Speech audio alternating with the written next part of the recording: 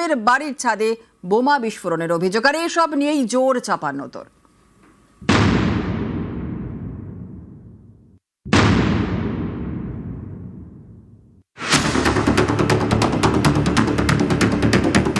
ভোটের বাংলায় চলল গুলি। রবিবার রাতে গুলিবিদ্ধ তৃণমূল কর্মী দিব্যেন্দু গায়েন, তার ডান পায়ে গুলি লাগে। দক্ষিণ চব্বিশ পরগনার গোসাবা বিধানসভা এলাকা, এখানকার শম্ভুনগর গ্রাম পঞ্চায়েত এলাকার বাসিন্দা দিব্যেন্দু গায়েন তৃণমূল কর্মী। রবিবার সন্ধ্যায় তিনি দলীয় বৈঠকে যান। বৈঠক শেষে বাইকে বাড়ি ফিরছিলেন, বসেছিলেন পিছনের সিটে। তখন প্রায় রাত 11টা। অভিযোগ, রাস্তার পাশে দাঁড়িয়েছিল দুষ্কৃতীরা। বাইক তাদের কাছে পৌঁছতেই গুলি চালায়। তৃণমূল কর্মী দিব্যেন্দুর ডান পায়ে গুলি লাগে। তাকে নিয়ে যাওয়া হয় হাসপাতালে। ফায়ারিংই হয়েছে, দুবারই ফায়ার করেছে।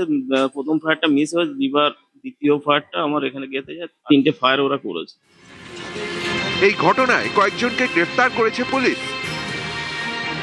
বিজেপি আশ্রিত দুষ্কৃতী চিত্তপ্রমাণিকের নেতৃত্বে গুলিটা করা হয়। চিত্তপ্রমাণিকের ভাই নিজে গুলি করে, বাইক থেকে এখানে লুটিয়ে পড়ে। সামনের বাইকে ছিল 3 জন, পেছনের বাইকে 2 জন ছিল। বিজেপিরা এর সঙ্গে কোনো অংশে আমরা জড়িত নই। আমার নামে এফআইআর হয়, পুলিশ আমাকে ধরবে, আমি আইনের চোখে যদি সাজা পাই, সাজা নিতে বাধ্য।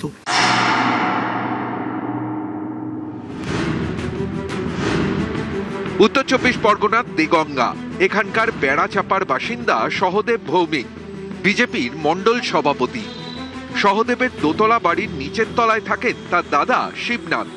রবিবার ভোরে শিবনাথের ঘরে আগুন লাগিয়ে দেওয়া হয় বলে অভিযোগ।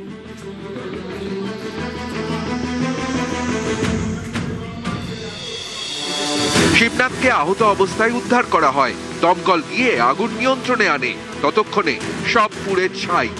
এই ঘটনায় বিজেপির অভিযোগের আঙুল তৃণমূলের দিকে। তৃণমূল মানতে নারাজ।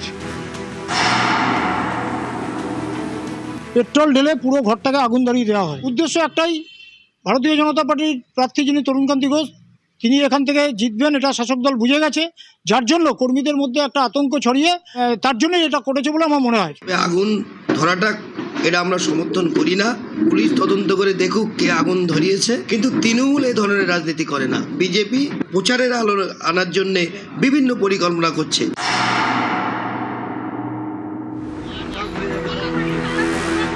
পূর্ব মেদিনীপুরের নন্দীগ্রাম, সোমবার সকালে এখানকার ভেকুটিয়ার জেলেমারা এলাকায় ছিল বিজেপির প্রচার কর্মসূচি।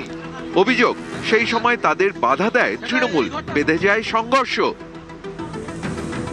ভাঙচুর চালানো হয় বাইকে।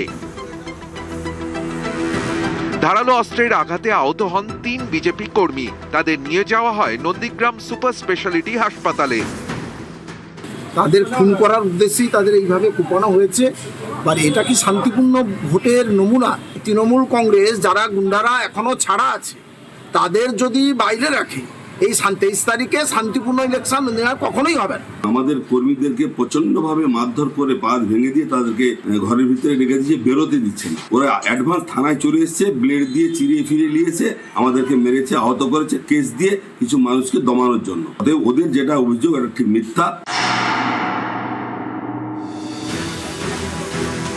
পূর্ব মেদিনীপুরের ভগবানপুর বিধানসভা এলাকা, এখানকার নেতুরিয়ার বিজেপি নেতা শান্তনু ঘড়ুই। অভিযোগ, রবিবার গভীর রাতে তার বাড়িতে ঢুকে হামলা চালায় দুষ্কৃতীরা। বোমাবাজিও করা হয় বলে অভিযোগ। পূর্ব মেদিনীপুরের খেজুরি, এখানেও 2 বিজেপি কর্মীকে মারধরের অভিযোগ।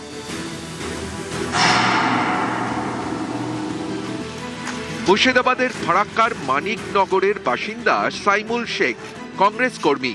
সোমবার সকালে তার বাড়ির ছাদে বোমা বিস্ফোরণ হয় বলে অভিযোগ। নিউজ 18 বাংলা।